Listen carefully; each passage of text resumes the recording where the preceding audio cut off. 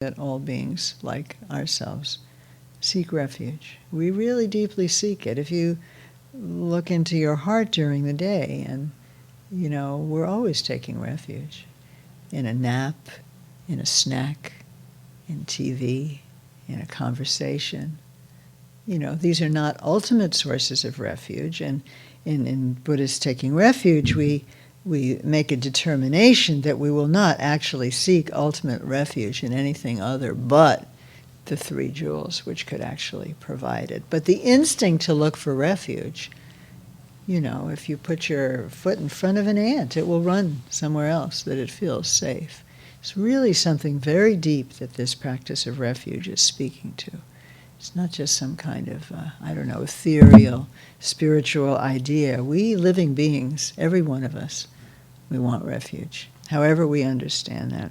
In this case, we take it, the three jewels, in the subtle capacity of our own body, the channels, winds, and orbs, and finally, actually, in our own real nature, the ultimate refuge, essence, nature, moving love mandala. And a great deal of our learning as practitioners is understanding really what this means.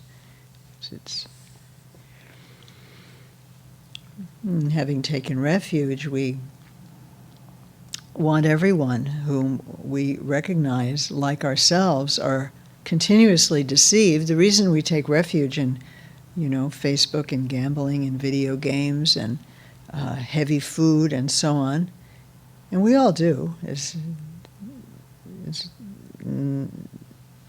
just the way we are. But we do it because we're really fooled by what's what. And so this beautiful and very powerful and widely used example of the moon and water. If you see the moon reflected in a clear lake or ocean, it definitely looks like there's a moon in there. And even as adults, we know there's no real moon there, but it still looks like a moon to us. It's a profound deception. And similarly, we feel that there are real goods to be had in cyclic existence, status, money, position, and so on, which doesn't mean we shouldn't care about our lives, but we way overdo the importance of these things. And so we're bound in cyclic chains.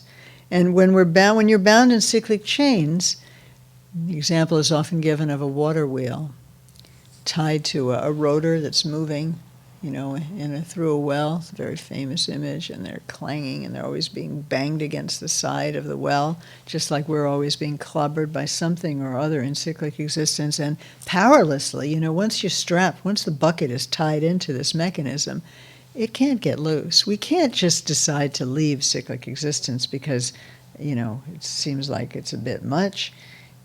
We're bound in these cyclic chains, which are really our own habitual errors. And gradually we start to see that the only real freedom and the only real rest is to rest in our real nature, in which we have already taken refuge. And now we recognize that this is a place of ultimate, exquisite, incomparable, inviolable rest, and that we want this. We want to know this ourselves so that we can offer it to others. So all may rest in their clear mind sphere. That's why I'm developing this longing to experience enlightenment so that I can share it with others through the four boundless states. Four boundless states, love, compassion, joy, and equanimity, a whole topic of meditation, each one of those a topic of meditation.